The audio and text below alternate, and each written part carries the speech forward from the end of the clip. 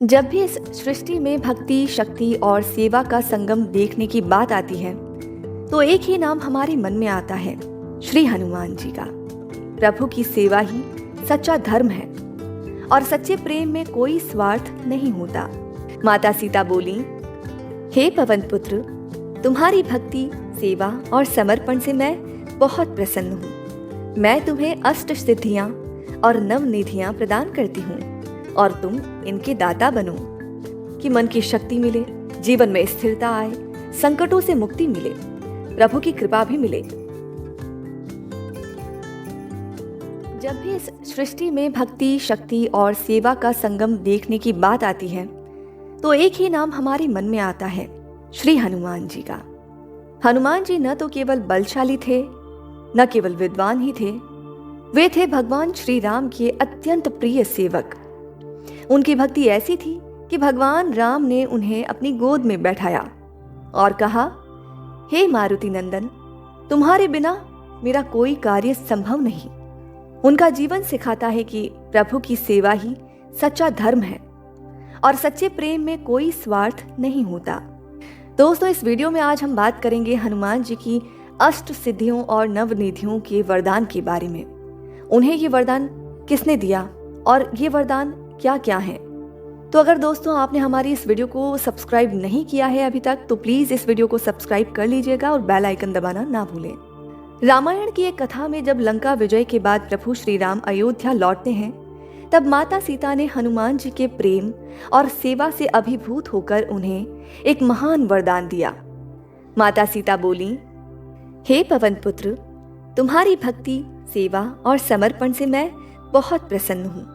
मैं तुम्हें अष्ट सिद्धियां और नवनिधियां प्रदान करती हूँ और तुम इनके दाता बनो।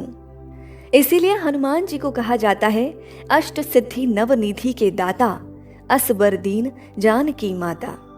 अब हम जानेंगे कि ये अष्ट सिद्धियां कौन कौन सी हैं। पहले ये जानते हैं कि सिद्धि का अर्थ क्या होता है। सिद्धि शक्ति यानी ऐसी दिव्य क्षमता जो एक सामान्य व्यक्ति में नहीं होती। इन 8 सिद्धियों का वर्णन योग शास्त्र, श्री रामचरितमानस और तांत्रिक ग्रंथों में भी मिलता है। हनुमान जी को ये शक्तियां माता सीता द्वारा प्रेम और भक्ति के फलस्वरूप आशीर्वाद में मिली थी। उन अष्ट सिद्धियों में पहली सिद्धि है अणिमा। ये शक्ति व्यक्ति को अपने शरीर को अणु के बराबर यानी सूक्ष्मतम बना लेने की क्षमता देती है। जैसे हनुमान जी जब लंका में सीता माता को खोजने गए, तो उन्होंने इस शक्ति से अपना शरीर छोटा कर लिया और नगर में बिना पकड़ाए घूमते रहे। दूसरी सिद्धि है महिमा। शरीर को बहुत विशाल और विराट रूप में परिवर्तित कर लेना। जैसे समुद्र पार करते समय हनुमान जी ने इतना विशाल रूप लिया कि उन्हें देखकर समुद्र देवता भी हिल गए। तीसरी सिद्धि है गरिमा। शरीर को इतना भारी बना लेना कि उसे कोई हिला भी ना सके। ये शक्ति स्थिरता और अडिगता का प्रतीक है। हनुमान जी युद्ध में कई बार इसका उपयोग करते थे। चौथी सिद्धि है लघिमा। शरीर को इतना हल्का और तेज बना लेना कि हवा की गति से भी तेज गति से यात्रा कर सकें। हनुमान जी का आकाश मार्ग में उड़ना इसी का उदाहरण है। पांचवी है प्राप्ति। मन की शक्ति से दूरी, स्थान और समय पर विजय पाना, यानी जो चाहो, जहां चाहो वो पाना। हनुमान जी हिमालय से संजीवनी बूटी लाने में इसका उपयोग करते हैं। छठी सिद्धि है प्राकाम्य। मन की हर इच्छा पूरी करने की दिव्य शक्ति। समुद्र पार कर लेना, अग्नि में ना जलना, जल में डूबना नहीं, ये सब प्राकाम्य सिद्धि से संभव है। सातवीं सिद्धि है ईशित्व। सृष्टि में सृजन और नियंत्रण की क्षमता, यानी राजा समान अधिकार। हनुमान जी जब पंचमुखी रूप धारण करते हैं, तब ये शक्ति प्रकट होती है। और 8वीं सिद्धि यानी अंतिम सिद्धि है वशित्व। दूसरों को अपने वश में करने की क्षमता, लेकिन प्रेम, सेवा और श्रद्धा के माध्यम से। हनुमान जी ने इसी शक्ति से देवता, ग्रह, राक्षस सभी को वश में किया। दोस्तों, अब हम बात करते हैं हनुमान जी को प्राप्त नवनिधियों के बारे में। सबसे पहले जानते हैं कि ये निधि क्या होती है। निधि का अर्थ है कोष या खजाना। इसका उल्लेख विष्णु पुराण और हनुमान चालीसा में भी मिलता है। माता सीता ने हनुमान जी को इन निधियों का स्वामी और दाता बनाया था ताकि वे अपने भक्तों की सहायता कर सकें। उन निधियों में पहली निधि है पद्म, जिसका अर्थ है अत्यंत मूल्यवान धन संपत्ति जो धर्म युक्त कार्यों में प्रयुक्त होती है। दूसरी निधि है महापद्म, असंख्य विशाल मात्रा में शुभ और धार्मिक धन। ये लक्ष्मी जी के विशेष स्वरूप से जुड़ा है। तीसरी निधि है शंख, समुद्र से प्राप्त रत्न और मूल्यवान वस्तुएं जैसे मोती, शंख, शंख ध्वनि का पवित्र प्रभाव। चौथी निधि है मकर, जल संपदा, धन, अनाज, मत्स्य और जल जीवन से जुड़ी समृद्धि। हनुमान जी को ये समृद्धि, ये निधि भी प्राप्त थी। 5वें नंबर पे आता है कच्छप, यानी स्थिरता और सुरक्षा देने वाला कोष। जैसे कछुए का कवच रक्षा करता है उसी तरह। 6ठे नंबर पे निधि आती है कुंभ, यानी अक्षय धन जो कभी समाप्त ना हो, जैसे ज्ञान, प्रेम, परोपकार इत्यादि। 7वें नंबर की निधि है नील, दुर्लभ नीले रत्न जिनमें आध्यात्मिक ऊर्जा होती है। ये निधि भी हनुमान जी को प्राप्त हुई। 8वें नंबर पे आती है खर्व, यानी भारी वस्तुएं जैसे सोना, चांदी जो उद्योग या रक्षा कार्य में उपयोगी हो। और 9वें नंबर पे आती है निधि कौस्तुभ, ये आखिरी निधि है। इसमें भगवान विष्णु का दिव्य रत्न यानी सर्वोत्तम, शुद्ध और अद्वितीय रत्न आता है। दोस्तों, हम कैसे हनुमान जी जैसे भक्त बन सकते हैं? हनुमान जी को ये सभी शक्तियां सिर्फ इसीलिए मिली थी क्योंकि उन्होंने प्रभु की सेवा को अपना जीवन बना लिया था। उनकी भक्ति में कोई अपेक्षा नहीं थी, केवल समर्पण था।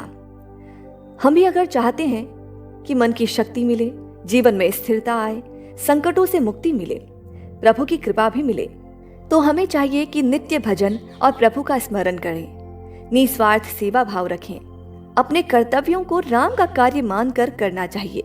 ये सारी निधियां कोई साधारण धन नहीं बल्कि आध्यात्मिक और दिव्य शक्तियों का प्रतीक है जो एक सच्चे भक्त को प्रभु की कृपा से ही प्राप्त होती है। हनुमान जी क्यों कहलाते हैं इन शक्तियों के दाता, क्या आप जानते हैं? हनुमान जी ने कभी भी इन सिद्धियों और निधियों का स्वयं के लिए उपयोग ही नहीं किया, बल्कि उन्होंने अपने भक्तों, जरूरतमंदों और प्रभु के कार्य के लिए इन्हें इस्तेमाल किया। वो आज भी जहां राम नाम लिया जाता है वहां उपस्थित रहते हैं और सच्चे हृदय से पुकारने वाले को ये सिद्धियां और निधियां आशीर्वाद स्वरूप प्रदान करते हैं। हनुमान जी के पास सब कुछ था, शक्ति, ज्ञान, तेज, संपत्ति, सम्मान, पर उन्होंने कभी मैं नहीं कहा। उनकी पहचान थी राम काज किन्हे बिनु मोहे कहाँ विश्राम। जिसके सिर पर हनुमान जैसा भक्त हो उसे कोई भी सांसारिक संकट छू ही नहीं सकता। हनुमान जयंती हो या जीवन का कोई भी दिन, राम का नाम और हनुमान का स्मरण हर भक्त के जीवन को सिद्धियों और निधियों से भर सकता है। हनुमान जी की सबसे बड़ी शक्ति क्या थी दोस्तों? उनकी भक्ति। वे जानते थे कि यदि प्रभु श्री राम साथ हैं तो कोई शत्रु बड़ा नहीं, कोई कार्य असंभव नहीं।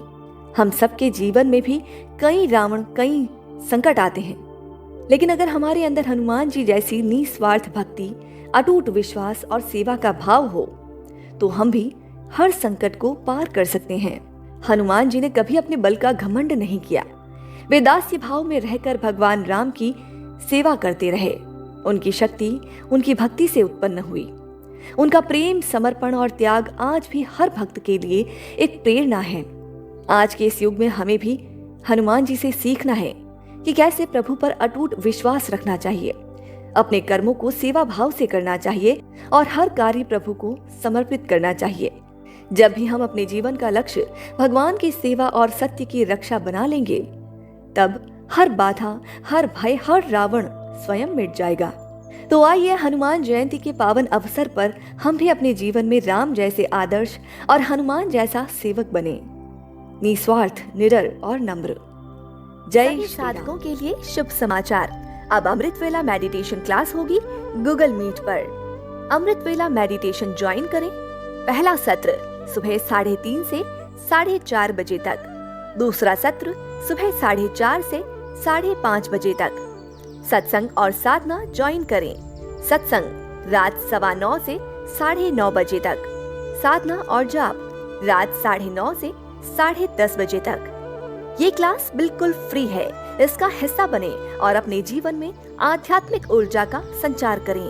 सभी साधकों से निवेदन है, यदि आपने अभी तक हमारा साधना व्हाट्सएप ग्रुप ज्वाइन नहीं किया है तो तुरंत करें। यहाँ आपको सभी आवश्यक दिशा निर्देश मिलेंगे।